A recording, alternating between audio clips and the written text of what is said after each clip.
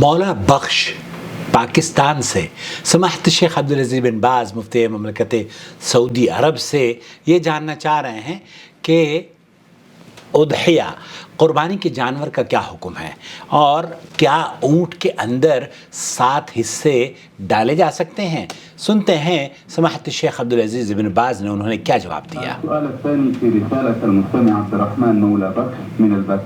من الباكستان كثيرا ما أسمع عن الأضحية، ما حكم الأضحية؟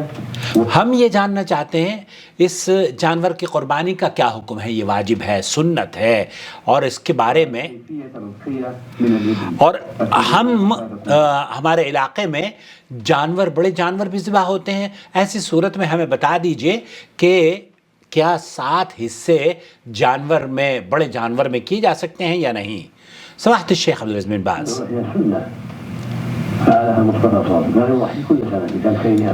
आप अलैहिस्सलाम ने इस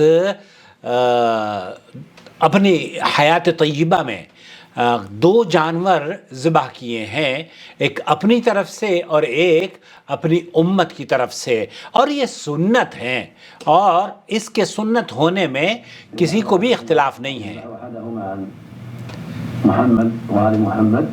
आप एक जानवर अपनी तरफ से और अपने अहल अयाल की तरफ से किया करते थे और दूसरा जानवर आले मोहम्मद की तरफ से किया करते थे, और अब नबी करीम सल्लल्लाहु अलैहि वसल्लम अपनी उम्मत की तरफ से किया करते थे। और दूसरा जानवर एक अपने अहल अयाल की जानिब से और एक उम्मत मुस्लिमा और आप अलैहिस्सलाम की उम्मत की जानिब से। ये आपकी आदत मुबारक थी और आप हर साल ये किया करते थे।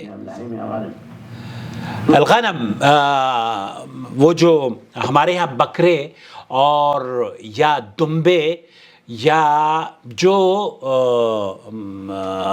गाय और इसी तरीके से बड़े जो जानवर हैं, कैमल, ऊँट, शेख बिन बाज़ फरमा रहे हैं कि इन बड़े जानवरों में 7 हिस्से कर सकते हैं और आप की जानिब से अगर आप क़ुरबानी कर रहे हैं तो एक जानवर पूरी फैमिली के लिए काफ़ी होगा।